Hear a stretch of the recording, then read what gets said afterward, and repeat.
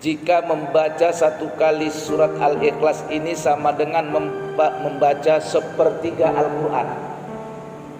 Iya Pak ya, fadilahnya membaca satu kali surat Al-Ikhlas, Bismillahirrahmanirrahim, Qul huwallahu ahad, Allahus samad, lam yalid wa lam yulad wa lam yakul lahu kufuwan ahad. Satu kali kita membaca surat Al-Ikhlas ini sama dengan membaca sepertiga Al-Quran. Berarti kalau sepertiga Al-Quran itu 10 juz Pak. Karena Al-Quran itu 30 juz. Jadi orang membaca satu kali saja surat Al-Ikhlas itu sama dengan sepertiga Al-Quran, 10 juz Pak. Jadi kata Rasul, kalau kamu mau hatam setiap hari, mungkin kalau kita mau hatam 30 juz itu satu hari, itu berat Pak. Walaupun bukan berarti tidak bisa. Ada orang membaca hatam Al-Quran 30 juz itu ada. Itu ada salah satunya di Pakistan. Jadi di Pakistan itu setiap malam mereka itu sholat tarawih hatam Quran Pak. Karena yang baca hafid. Jadi setiap malam orang itu pas tarawih itu, kalau kita tarawih misalnya 11 rakaat sama witir atau 23 sama witir, itu mereka itu menghatamkan Quran bacaannya Pak. Kalau kita kan biasanya surat-surat pendek yang kita baca. Nah itu ada di Pakistan, mereka menghatamkan Quran. Jadi satu malam satu kali hatam, bukan satu juz, 30 juz satu malam. Jadi selama 30 malam mereka tarawih, 30 kali hatam Qur'annya. Subhanallah. Ada.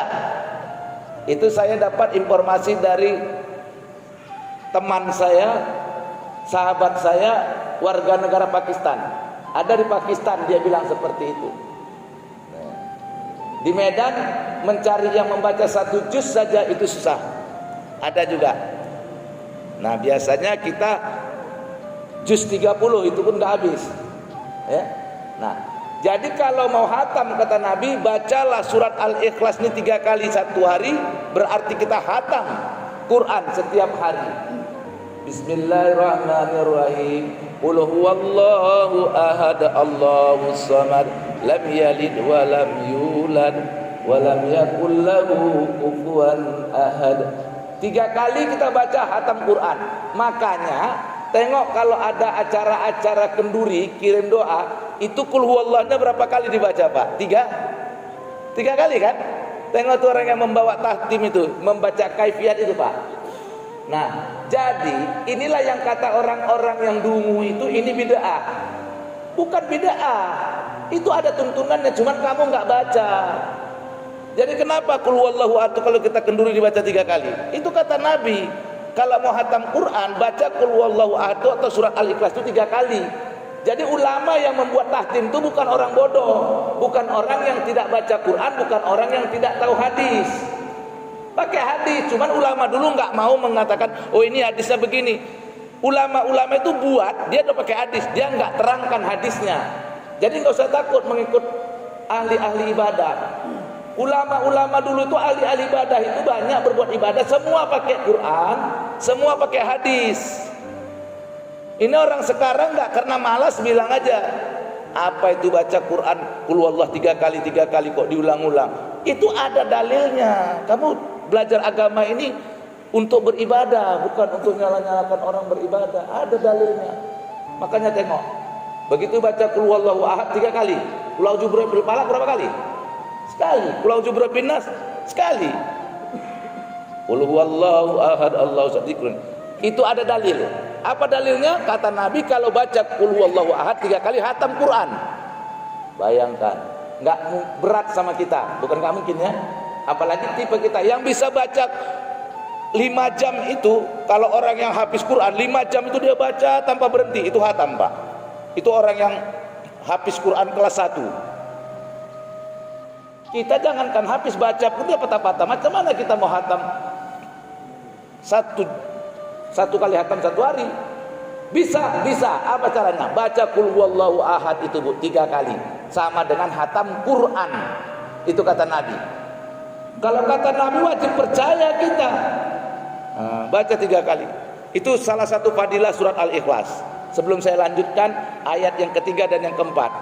Kemudian dalam hadis lain lagi kata Nabi, fadilah surat Al-Ikhlas ini, kalau orang sakit membaca qul huwallahu ahad, Allahus samad, lam yalid walam yulad walam yakul lahu kufuwan ahad, tidak berhenti dia baca terus, dia baca itu dalam sakitnya, mati tidak dapat siksa kubur, tidak kena siksa kubur. Nah, itulah fadilah surat Al-Ikhlas diantaranya. Kenapa? Dia jantungnya, hatinya Al-Quran, jantungnya. Jadi jantungnya Al-Quran itu surat Al-Ikhlas ini. Jantung itu yang memompa darah ke seluruh tubuh, yang berkembang itu. Kita kalau udah berhenti fungsi jantung, selesai hidup kita, clear.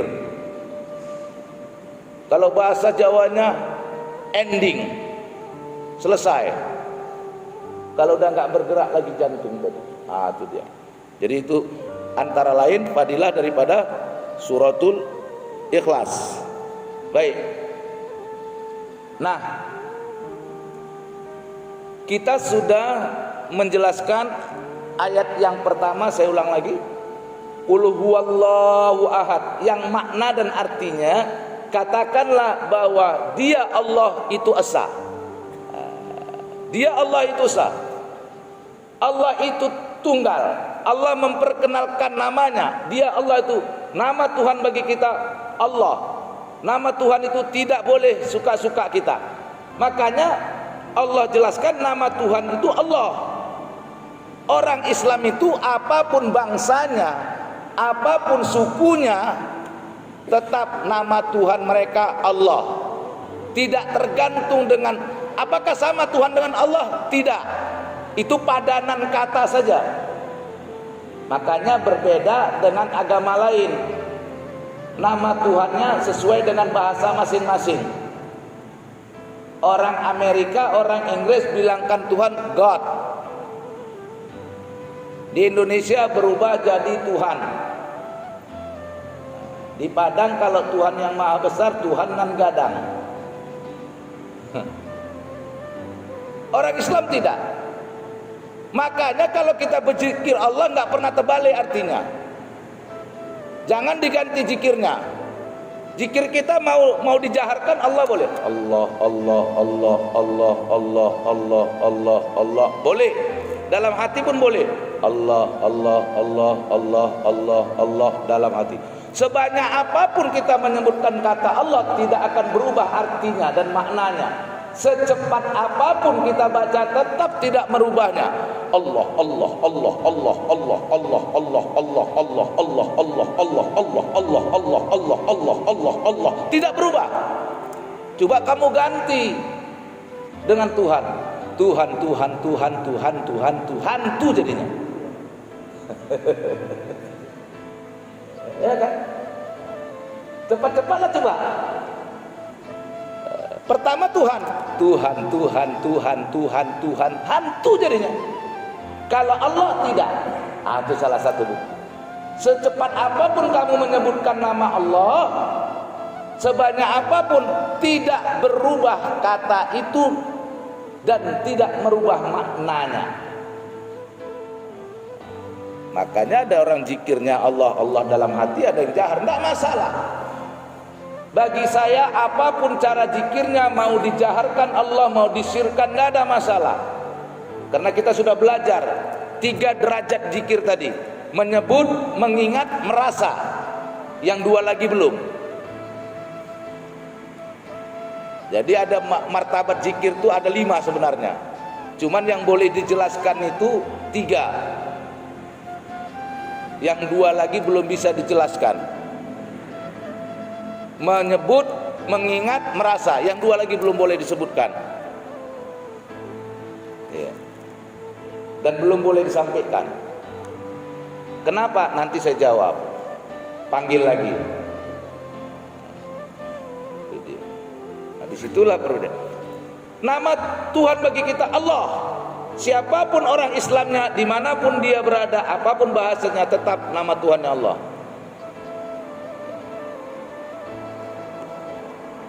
Yang kedua maknanya di situ, Allah itu ahad, esa. Jadi yang pertama kali kata Allah, nama Tuhan kalian itu Allah. Wahai orang beriman, Tuhanmu itu namanya Allah. Dan sifat Allah yang pertama esa, tidak berbilang. Jangankan duanya Allah tuh, satu setengahnya pun Allah tuh tak ada. Yakin, seyakin-yakinnya. Kalau boleh Tuhan itu tiga, repot kita Pak. Proses penciptaan manusia saja pun udah susah. Karena orang itu berembuk dulu. Berembuk dulu orang itu untuk mengambil satu keputusan. Maka Tuhan bagi kita itu satu, Ahad. Itu sudah saya jelaskan panjang lebar pada yang lalu. Yang kedua, Allahus Samad, jadikan Allah tempat bergantung. Jadi Allahus Samad, Allah tempat bergantung. Allah tempat bergantung, tempat berserah diri. Tidak ada Tuhan tempat kita berserah diri kecuali Allah. Kita tidak bergantung kepada makhluk, kita tidak bergantung kepada manusia, kita tidak bergantung kepada jin, kita bergantung kepada Allah. Bergantung kepada Allah. Sudah kita jelaskan pada pertemuan yang lalu.